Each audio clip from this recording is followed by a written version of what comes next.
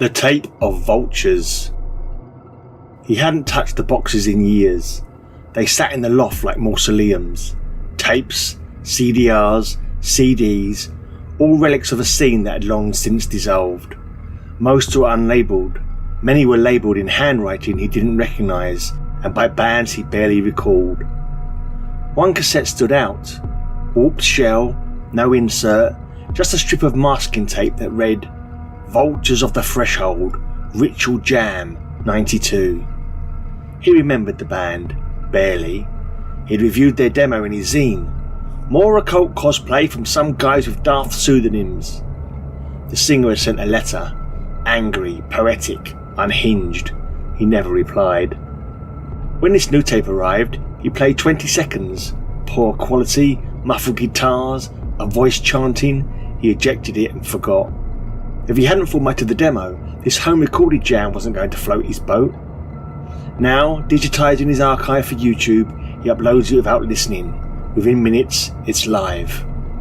The waveform is strange, spikes where there should be silence. The final track is titled Mouths Beneath the Floor. He plays it. The voice is clearer now. It seems to be chanting an invocation, a mixture of Latin sounding phrases and guttural gibberish. Utter bollocks. He searches Vultures of the Threshold on Metal Archives. The page exists. One demo listed. All members marked deceased. Dates of death all within a month in late 92. 3 of the causes of death are marked as murder. The last, the singer, suicide. He digs deeper. News clippings, obituaries.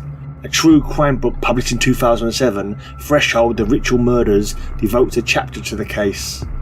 The Death of the Vultures, autumn 1992.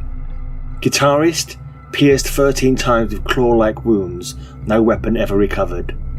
Drummer, dismembered in a manner consistent with industrial machinery, no tool found. Bassist, decapitated in his flat, wound reminiscent of tearing rather than a bladed object.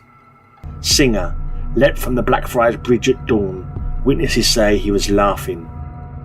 The murder case was closed, blamed on the singer, murder-suicide. No further investigation. The upload got a few views and a comment or two, one from an old mate on the scene, one from a quite big channel in the vinyl metal community, a guy called LA Dan. He never really got much buzz with any of his videos, so it was always nice to get a bit of notice for a post. A couple of days later, he started seeing tributes going out for LA Dan. Apparently out of the blue he'd died. Murdered. That same day he saw a Facebook post about his old scene mate. He'd passed violently too. Then a few other deaths came to his attention. A subscriber in Ohio, a blogger in Berlin, a vinyl collector in Osaka. All people who might have potentially watched his video but not left a comment.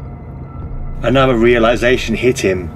There were a couple of other suspicious deaths around the scene back in 92-93. Could they have received tapes too back then? A sense of dread began to grip him. He looked up some of the Latin phrases and seemingly made up words from the ritual jam. They were all well known in a study of diabology. He realises the truth. The band had dabbled with something they shouldn't have, unleashed something ancient and awful, and it had killed them all. Perhaps the singer jumped to avoid a nastier fate, or fell while trying to escape. But why did they share out the tapes? His research led him to conclude that a being would kill the most recent summoner first. The tapes were sent out to try and create a barrier of bodies between the thing and them. He stares at the YouTube dashboard. Barely 60 views and only 4% average view duration. The killer was practically breathing down his neck. If he were brave, he'd delete the video. He'd stop the spread. He'd let it come. Instead, he boosts it, shares it, pays for reach, desperate to build a wall of bodies between himself and the thing beneath the floor. He finds it hard to sleep, jumping at every slight noise. Instead, he sits in the glow of his laptop, praying for the view counter to increase. Each new view is a breath of borrowed time.